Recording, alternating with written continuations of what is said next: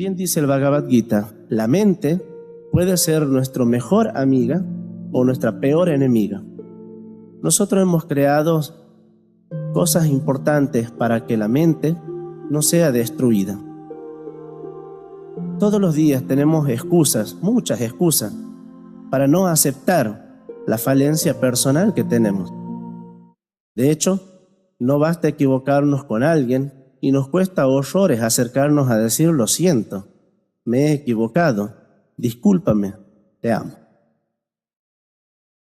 ¿Por qué nos cuesta?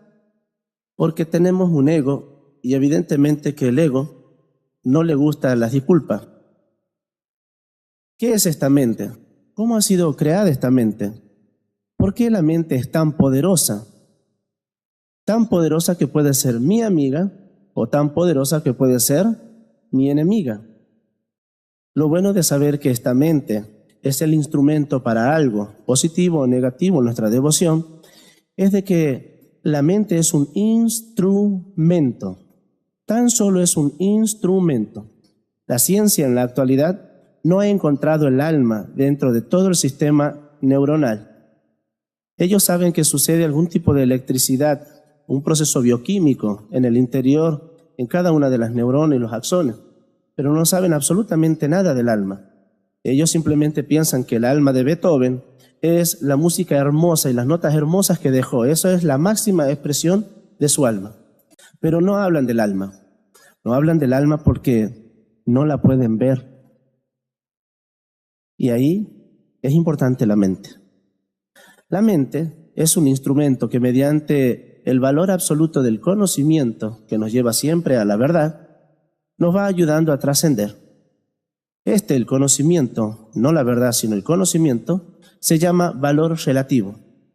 ¿Por qué el conocimiento se llama valor relativo? Porque podemos ir por muchos conocimientos para alcanzar la misma conclusión. ¿Por qué absoluto? Porque es como el fuego. Fue, es y seguirá siendo siempre así. La mente es muy poderosa. Ella les hace sentarse. Ella les hace pararse. Ella es la que les dice, no reces. Pero sea como sea que la mente actúe a favor o en contra de nuestra autoestima, siempre es la mente. ¿Qué es lo que dice Dios? Apégate profundamente a mí. Simplemente apégate a mí, sírveme a mí, y entonces yo te protegeré. No necesitas ninguna otra protección, solo a mí, porque soy tu creador. Conéctate profundamente conmigo, todos los días, instante a instante. No necesitas ninguna otra cosa que te proteja. Entender esto es un tipo de inteligencia que no se despierta simplemente escuchando al maestro, sino sumisamente escuchando al maestro. Y cuando podemos entender esto, inmediatamente el dominio de la mente aparece en la dirección correcta.